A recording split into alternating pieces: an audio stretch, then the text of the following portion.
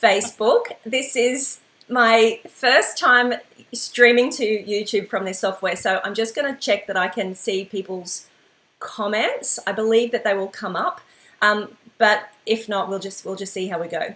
But anyway, today I am very excited that I've got Margie Warrell, amazing coach, keynote speaker, author, four-time author, and who has just put out her new book, You've Got This, which you can see I'm still reading, and I've also been listening on Audible as I go for my walks.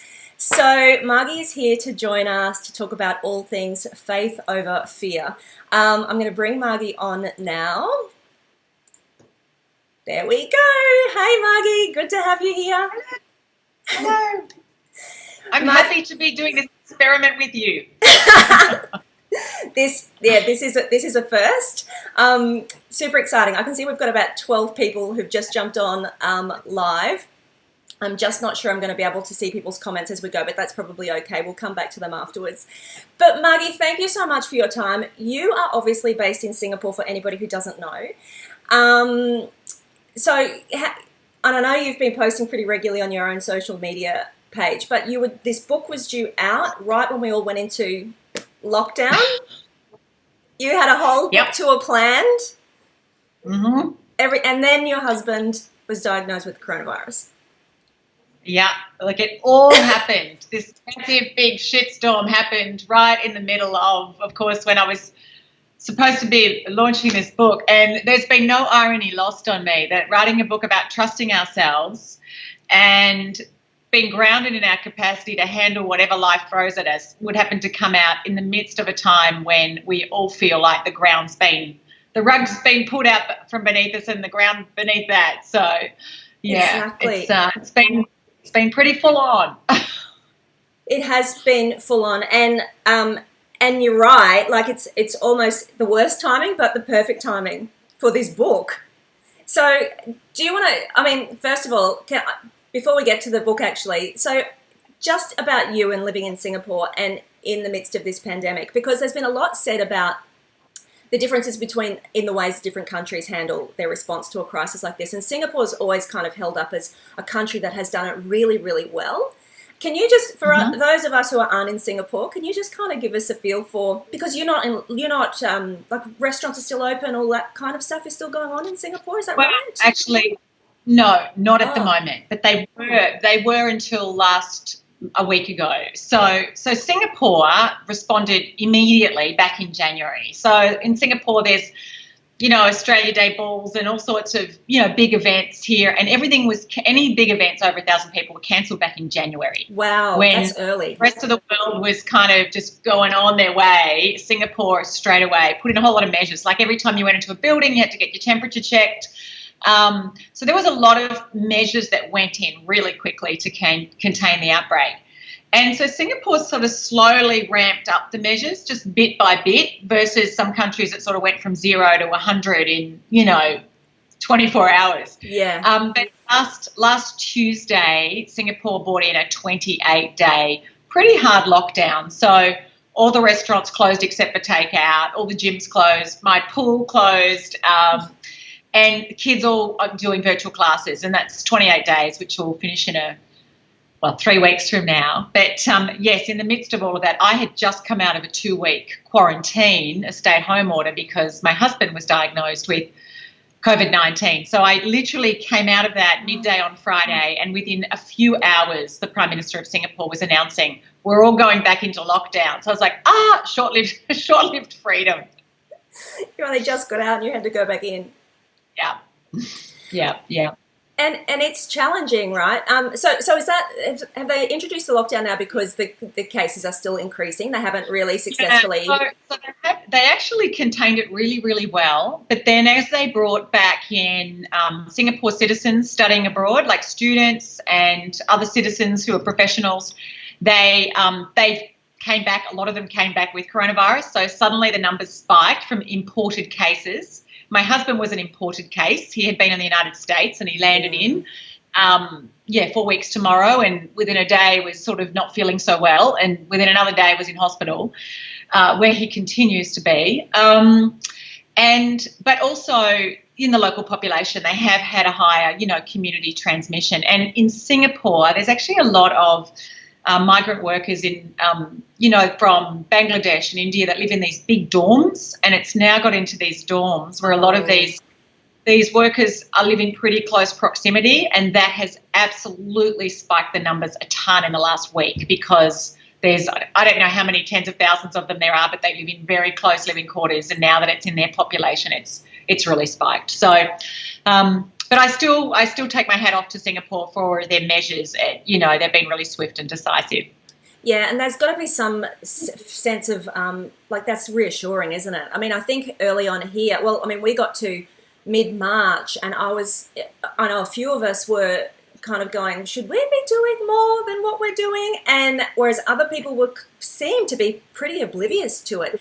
And lockdowns and things like that didn't happen until at least a week after that, I think. So it's pretty late in the game by comparison. So is that at least reassuring, knowing that the government's on top of it? Yeah, no, absolutely it is. I think Singapore's been a great place to be. I mean, Australia obviously is now well and truly getting on top of it and flattening the curve. So kudos to the leadership in Australia. Could they have acted earlier? Sure, you can always put in that argument. But, of course, there's always the pressure of, the economic cost when you start bringing in those measures. And so I get why there's this resistance against that. Yeah. But, yeah, no, it's a hard call. But obviously you only have to look at the data to see that countries that did act fairly decisively early on are going to get out of this economically better off because of the measures they took. So anyway, so here I am, and in Singapore. And your husband in hospital? Yeah. Still. Yeah, that's hard. And, I know you're about crappy to happy, and I said to you before we went live, this morning I'm feeling kind of crappy, to be honest, because he's actually feeling well, but he's still testing positive. And in Singapore, they will not let you come out of hospital until you test negative. So he just can't believe he's still obviously testing positive, because it's been nearly 4 weeks. And he's a pretty fit, healthy guy, so he's in this room that's getting smaller by the day. And so I was feeling pretty bad for him this morning when he said, because they tested him yesterday, he just found out this morning I'm still testing positive. So that's another 5 days. And, Cass, it's part of what this whole, part of even my book, right? I wrote this book because I think so often we don't trust ourselves enough to pursue the boldest vision for our lives and to go after the aspirations that excite us. And I really wanted to write a book to help people trust themselves more. But it's also about trusting ourselves in the midst of the crappy times too, that we have what it takes to rise and to meet them. And I'm going through that right now, and I'm well and truly having to walk my own talk. And part of that is just embracing my own vulnerability. I would love to say I'm always feeling like punch in the air. It's all good. It's all good. And yeah, there's a chapter in my book that's called Choosing the Path of Faith Over Fear. And I like to think I'm optimistic, and I believe that the dots all connect, and I believe that we are far better off when we operate from a place of faith that it's all going to work out than from fear. But that doesn't mean sometimes the doubts don't rise up. It doesn't mean we don't have bad days. And I think of that book by, Alexandra and the Horrible, Terrible, No Good, Very Bad Day. Yes.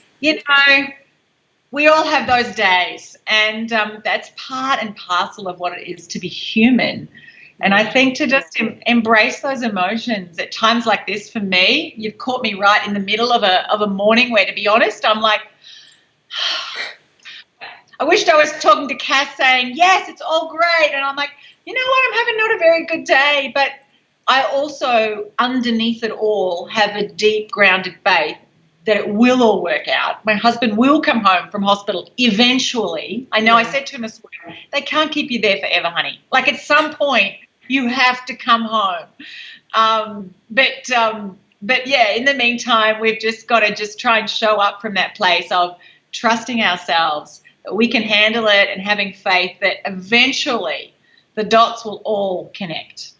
I think I was going to ask you about that chapter in particular, because it feels like the one that is so relevant. I haven't read all of the book, but that that faith is so, it's a choice, right? It's believing in something that you don't necessarily have any evidence for. It's a trust. Yeah, absolutely. Now, and it's funny because obviously you have a lot of Australians, and I'm sure people internationally, that follow your wonderful work.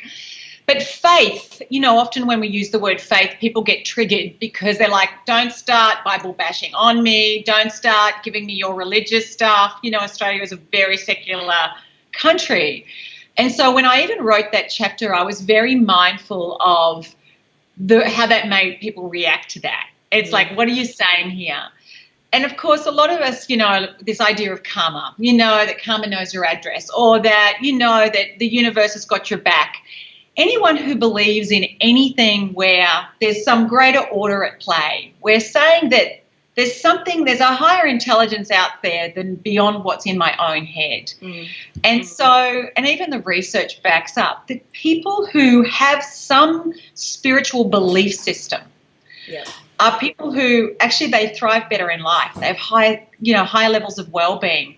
They emerge from crises better. And the Harvard study, the longest longitudinal study ever in history, found that people who lived the longest and were the happiest had some spiritual belief system, and that they were connected to something that was bigger than themselves. And that's not necessarily religious at all, but there was something. And I certainly operate from that place. There is a greater force out there that's bigger than me, and but it's in me. And we can tap into it. It lives inside of us. I think we all have a deep wisdom. And for me, in the midst of this, every day I'm writing in my journal, my beautiful Kiki K journal. I am, I listen to the music and I connect to that wisdom within me because it helps. It's a source for me of enormous strength and resilience and optimism.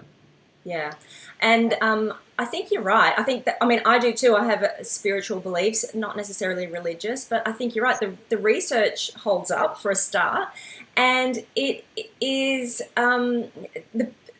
there are so many benefits to be gained from, just in terms of, particularly at a time like this when there is so much uncertainty, just having something to hold on to, I think gives you a different perspective. And like you said, it's a strength that you can draw on that doesn't have to have anything to do with religious dogma that people are offended by.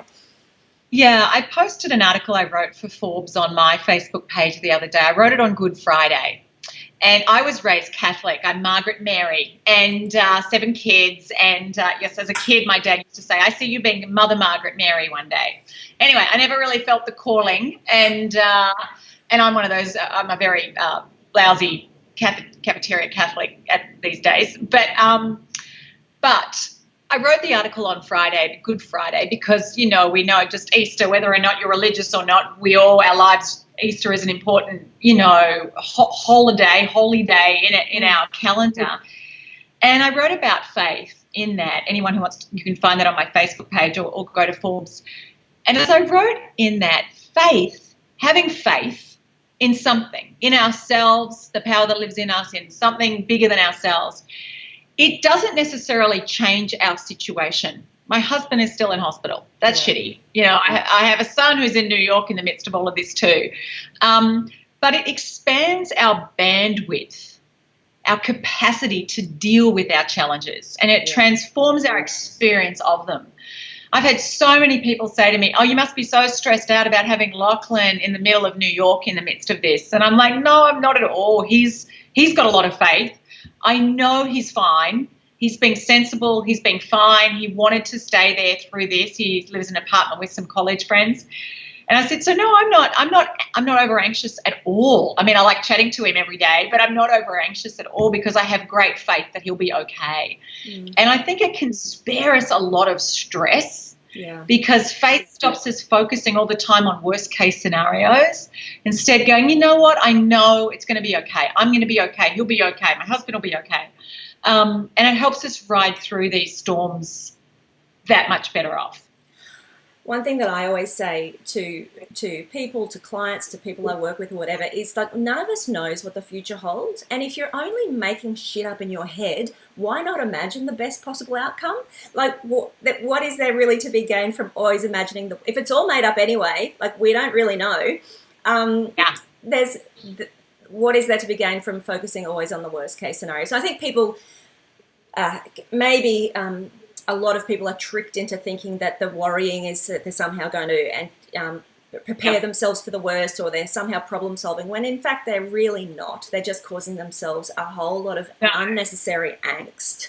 Yeah, no, worrying, if it was going to help, I'd say knock yourself out, but it doesn't. But just recognizing our brains, I mean, just how we're wired. So our brains are wired to be on alert for potential threats to our safety, our security, our well-being, our comfort. And so as anxiety dials up, and uncertainty always dials up anxiety because we are wired to want certainty. We want to know what the future holds. So when we don't have that, it makes us anxious. And the more anxious we feel, we turn our forecasts of the future into fearcasts. Yeah. And we tend to dwell on all the things that could go wrong. Oh, my God, I could end up homeless and da-da-da-da-da. And our imaginations just run away with these worst-case projected future scenarios that literally paralyze us, terrorize us, stress us out. And it's why, I mean, we saw the impact of emotional contagion, of fear running viral in the last month or so, with people acting very irrationally, stocking up on toilet paper. Exactly. And I mean, that's just one example of like that was not rational, but people acted very irrationally because fear took over that amygdala part of the brain, that very primitive part of the brain. So just recognizing we are wired like that. Our brains have not evolved to modern life. We're still, operating with this system that's from our cave dwelling days. And so when we go like that, because I have moments like that too, just to stop and just recognize that's what's going, to breathe, to just stop and ground ourselves with some breath. And there's so many wonderful ways, like whether it's through guided meditations, through breathing, that we can actually just calm down our nervous system and rein in that fear and go, you know what, it's all going to be okay. I'm okay. I have got this. You've got this. I've got this. We'll get through this. And recognizing that fear, unless we rein it in, it can just run away and we end up suffering. The irony is, Cass, that we end up suffering so much more from our fear than from the source of what's triggering the fear. You may never get coronavirus. You may never, but we suffer so much from the worst case scenarios we terrorize ourselves with. And so we have to very deliberately rein that in. And it's not just an intellectual exercise. It's really an emotional one, and even connecting it with our bodies too. Yeah. It's whatever happened then, I don't know, you guys, but our broadband dropped out. We are back live again, but I think this is probably going to post as a separate video. I might be able to just piece them together. I'm so sorry. Margie, you said what I was asking you about was when your brother passed away and you were asking, what good can come from this. Obviously, that was something terrible.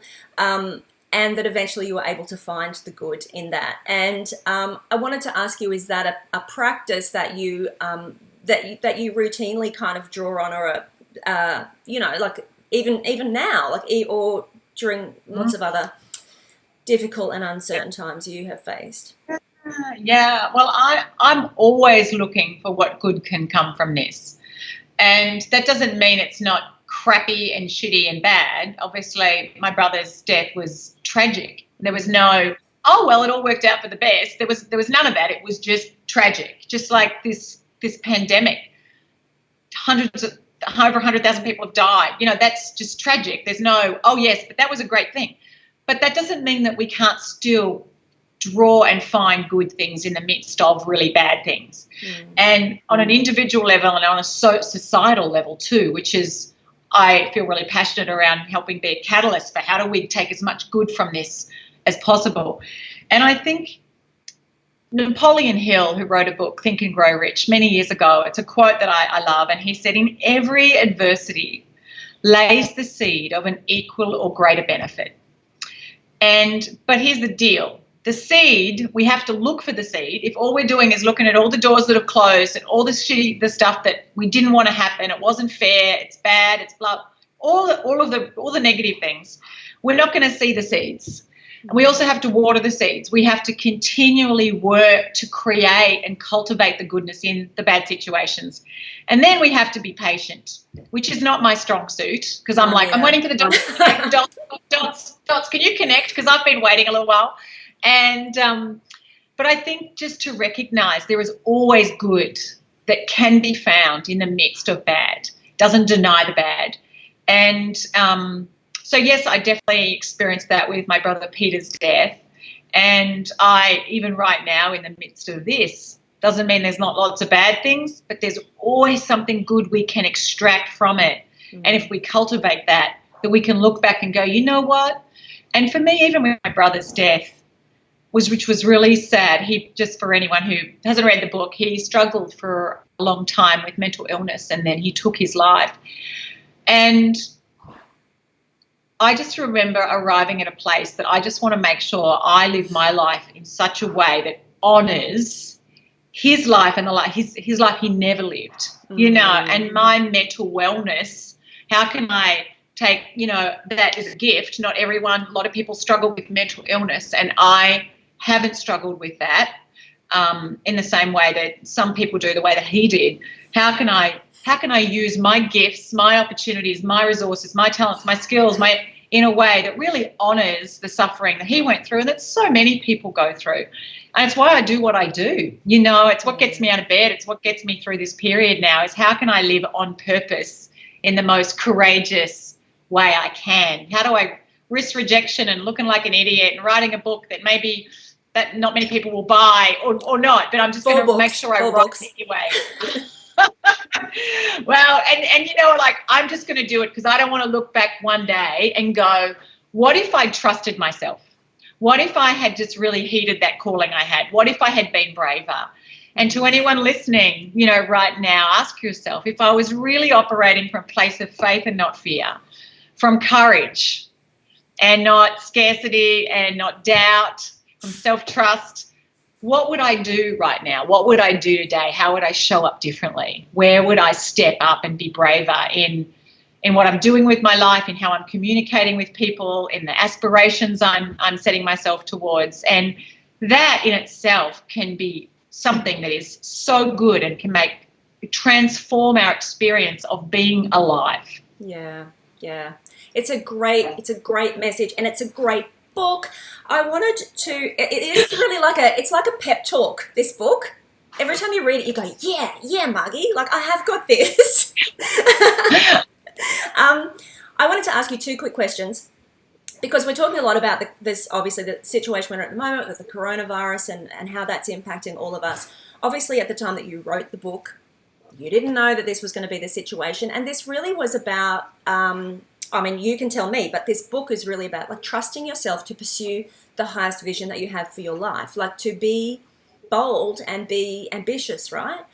And I think there's probably a lot of people right now who are having the time to reflect on whether they liked the job that they were doing, or whether they liked the way they were living their lives, or the choices that they were making. And that people are already, I think, starting to think about, well, how do I want things to be different for me, for the world, on the other side of this? I wanted to ask you quickly, so I encourage everybody, if that's where you're at, grab the book. But two things that I'm curious about. In all of the work that you do internationally, big organisations, you're dealing with a lot of people, individuals, you have women's weekends and things. Do you see a difference between women and men? Because I know at the start of the book you say, I thought this was a women's issue, but I've sort of changed my mind. Can you just give us a bit about that? Yeah. Well, I my experience, and probably similar to yours, Cass, is that women doubt themselves too much and back themselves too little. Yes. And while men are not immune to self-doubt, and men are not immune to fear, and men often struggle with expressing vulnerability, women, we often sell ourselves short. Mm-hmm. and we don't trust in our talents, and we don't trust in our ability and our capacity to do big things, to take on bigger roles, to pursue bolder visions and ambitions. And it's because of the gendered society that we all were raised in, and I was well and truly raised in a very traditional home, and so, yes, I think women often need that much more encouragement to back themselves, to trust themselves. And if they don't get it perfectly, that's fine. And I know for me, I started writing my first book, Find Your Courage, when I had 4 kids under 7. And I was nervous because I was like, I went to a tiny school that had 15 kids in it in Southeast, in East Gippsland, Victoria. And I never learnt pretty much nearly all the rules of grammar. And I just remember feeling like, oh, who am I to write a book? I don't even know how to write properly. I don't actually know a ton of the things that my kids now know, about what is supposition. I just didn't even know what any of that stuff was. And I had this thing like, who am I to write a book? And I remember my husband saying to me, he said, honey, one day when you're old and wise and you have all the answers, you can write another book. But why don't you just write the best book you can right now and just give yourself permission to write the best book you can? That's it. And it really helped shift my perspective of like, what if I gave myself permission not to do this perfectly, not to write the most brilliant literary masterpiece in the world? And by doing that, I wrote that first book, which was actually probably it's in 7 languages now. It's a pretty good book, and it's led to You've Got This is my 5th book. Oh, is but, it? I wouldn't have.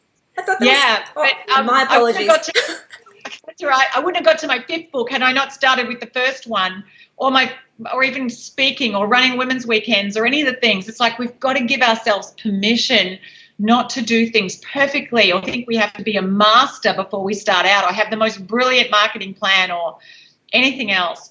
But just to trust in that inkling, that sense of, I just feel called to move in this direction. And to, Emma Isaacs from Business Chicks wrote about winging it, to give ourselves permission to sort of wing it and learn how to fly the plane as we go. Because a lot of blokes are really good at going, yeah, I'll do it. And they're totally fine with learning to fly the plane as they go. Whereas we're like, no, I have to have it all sorted. And I think we do ourselves a disservice. I think we do the world a disservice. And I think we never come to know how little reason that we had to doubt ourselves to begin with. And so to anyone listening, I would just say, just if you acted today from a place of self-trust, like I've got this, I'll figure this out, even if you don't know all the steps ahead, a year from now, you will land in a very different place. Yeah. That is such good advice. I'm really conscious of not taking up too much of your time, Margie. I've had you here for half an hour now, but that has been really useful. I feel better already just from talking to you. I hope you feel better too. I know you had a crappy morning. But I really appreciate your time. I'm going to just, if I change this, I've got the skills, I've got the tech to put you on the screen. There you are, there's Margie. The link to Margie's book is at the bottom of the screen, just there at the moment. I think that's it. I think I'm bad at wrapping up interviews, but I really appreciate your time, Margie. Thank you so much for being here. Great to talk to you. You've got this. And I hope that you see, I hope that Andrew is home and well really soon. So do we. Thinking all right. See you, Margie. Okay. See ya. Bye.